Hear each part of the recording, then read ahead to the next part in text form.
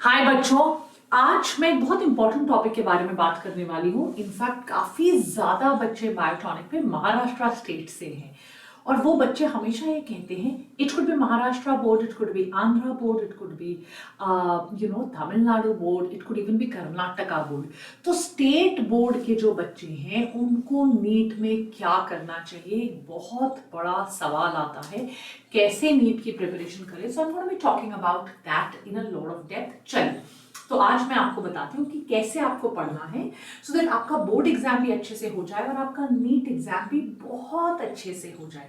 Late me tell you one by one in the next 5-6 minutes only I should be able to tell you. देखिए, जो Maharashtra board, अगर मैं specially Maharashtra की बात करूँ, MSBSHSE Maharashtra state board of secondary and higher education का ये board है। 23, 10th और 11th और 12th तीनों के टाइम टेबल आ चुके हैं। 11th में तो ऑब्वियसली बोर्ड एग्जाम्स नहीं होते। तो अगर आप इनकी डेट्स देखोगे, 2 मार्च से जो है आपके 10th के बोर्ड एग्जाम्स शुरू हो रहे हैं। अभी जनवरी है, बहुत टाइम है, और 25 मार्च तक चल रहे हैं। अगर मैं 12th की बात करूंगी तो वो 21 फेब से लेकर 21 मार्च तक चल रहे हैं, लगभग 1 महीना। 21 मार्च को अगर खत्म होगा आपका पेपर तो आपके पास लगभग मोटा मोटा पूरा महीना अप्रैल के, 7-8 डेज आपके पास मई के हैं और 10 डेज लगभग आपके पास मार्च के हैं। तो आपके पास overall around 40 to 45 days easily आपके नीट एग्जाम के लिए प्योर रहेंगे। ये आपकी 10th की डेट शीट है, 13 मार्च से शुरू है, वेल स्पेस्ड एग्जाम है, 25 मार्च में खत्म है।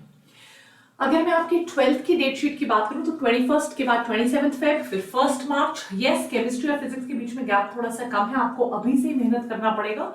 देन मैथ्स और बायो के बीच में अगर सिर्फ किसी ने पीसीबी लिया तो 1 to 8 आपके पास 7 डेज जो है वो इजीली है।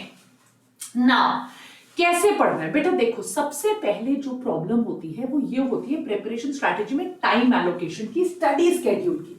इनफैक्ट ये सबसे बड़ी प्रॉब्लम है। बच्चे क्या करते हैं, या तो नीट को ज्यादा ध्यान दे देंगे या बोर्ड एग्जाम को कम, या बोर्ड एग्जाम करना शुरू हो जाएंगे जनवरी से और उसके बाद अप्रैल में जाकर नीट की तैयारी करेंगे। ऐसा नहीं करना। एक, सारे सब्जेक्ट्स पर फोकस करना है, और दूसरा, प्लीज फोकस करिएगा, दोनों को एक साथ लेकर चलिएगा। किसी टॉपिक को नहीं छोड़ना, किसी सब्जेक्ट को नहीं छोड़ना, और किसी ना किसी तरह दोनों को बैलेंस करके चलना है। दैट मीन्स अगर किसी सब्जेक्ट की थ्योरी हमने पढ़ी है, राइट, भले ही वो स्टेट बोर्ड की बुक से पढ़ी है, कहीं से भी पढ़ी है, तो उसको नीट में बैलेंस करने के लिए फटाफट से उसके प्रीवियस ईयर क्वेश्चंस आप कर लीजिए। अगर आप बैलेंस किए बिना नहीं चलोगे, देन इज द टाइम कि आपको कोई ना कोई प्रॉब्लम का सामना जरूर एग्जाम में करना पड़ सकता है, राइट। बोर्ड एग्जाम्स के लिए एक इंपॉर्टेंट चीज मैं आपको जरूर बताना चाहूंगी, प्लीज मेक श्योर कि आप सैंपल पेपर्स और प्रीवियस ईयर क्वेश्चन पेपर्स बहुत अच्छे से कर रहे हो, क्योंकि मेजॉरिटी ऑफ द क्वेश्चंस जो आपके लॉन्ग डिस्क्रिप्टिव क्वेश्चंस होते हैं वो आपके सैंपल पेपर से ही आ जाएंगे। तो आपको सैंपल पेपर अच्छे से करना बहुत ज्यादा जरूरी है, ताकि आप टाइम मैनेजमेंट सीख पाओ कि यार मैंने 3 नंबर के क्वेश्चन को इतना टाइम देना है, 5 नंबर के क्वेश्चन को इतना टाइम देना है। शॉर्ट नोट्स बनाते चलो ताकि आप जल्दी जल्दी जल्दी जल्दी रिवाइज कर सको, राइट। अब बोर्ड्स और नीट में बच्चों डिफरेंस क्या है, जो आपका आज का मेन सवाल है। देखिए, सब्जेक्ट सेम है, कॉन्सेप्ट सेम है, इसीलिए जो बच्चे होते हैं ना डरते हैं कि मैं बोर्ड का पढ़ूं, नीट का पढ़ूं। आई पर्सनली फील डरने की तो जरूरत होनी ही नहीं चाहिए। You should absolutely not be scared at all.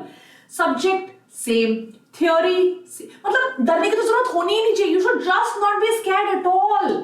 अगर आपके कॉन्सेप्ट स्ट्रांग है ना बच्चों, दुनिया की कोई ताकत आपको नीट क्रैक करने से रोक नहीं सकती, ये मेरा आपसे प्रॉमिस है।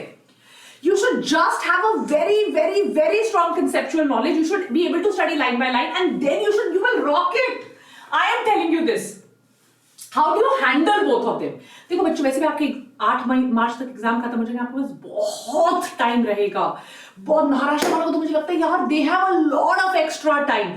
बुक्स लगभग सेम है, मैं आपको टॉपिक कंपैरिजन भी दिखाती हूँ। उसके बाद आपकी थ्योरी हो गई ना, थ्योरी पे आप बोर्ड एग्जाम से पहले पहले अभी का टाइम आप थ्योरी पे फोकस करो, और एक बार आपके बोर्ड एग्जाम हो गए ना, उसके बाद आप फोकस करो एमसीक्यूज पे। So can you study NCERT for boards? 500%। वैसे तो आपने स्टेट बोर्ड की बुक पढ़ ली, बट उसके बाद आप लोग जितने भी स्टेट बोर्ड के बच्चों, भले वो आंध्रा है, तमिलनाडु है, तेलंगाना है, भले वो कर्नाटका है, महाराष्ट्र, जितने भी स्टेट बोर्ड के बच्चे हैं, अपनी स्टेट बोर्ड की बुक तो पढ़ी क्योंकि मुझे उसको पढ़ना है बिकॉज ऑफ बोर्ड एग्जाम्स, पर उसके बाद पीडीएफ डाउनलोड करके रख लिया। एनसीईआरटी का लगभग सिलेबस सेम है, ग्लैंस आपने एनसीईआरटी को जरूर करके जाना है। देखो यहां पे genetics evolution, biotechnology, enhancement in food production, biotechnology strategies for enhancement in food production, microbes, plant physio, ecology. तो बच्चों ये तो नहीं बोल सकते ना वहां पे फूड चेन अलग है, यहाँ पे फूड वेब अलग है। तो अपने अंदर वो कॉन्फिडेंस लाओ कि यार पढ़ रहे तो ठीक है, पर स्टेट बोर्ड वाले बच्चों ने एनसीईआरटी जरूर पढ़नी है। जब तक आपके बोर्ड एग्जाम नहीं होते आप थोड़ा 70-30 पढ़ लो, 70% थ्योरी पढ़ लो। जैसे ही बोर्ड एग्जाम होंगे मैक्सिमम एमसीक्यूज पे फोकस कर लेना।